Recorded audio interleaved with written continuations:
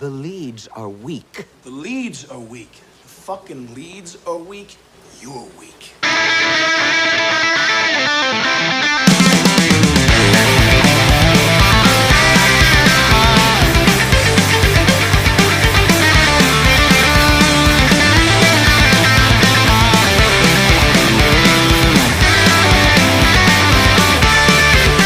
Remember when America had a middle class and an upper class that was way before the Exodus? That was the America that we thought was number one, that would ever come, that would never die. That was just a pride and faith. Too better than these sins. I know faith isn't one of them, but I should have been. Cause when things are crumbling, we had no camaraderie, just a face of what would say was so despondent. We called it America. Whoa!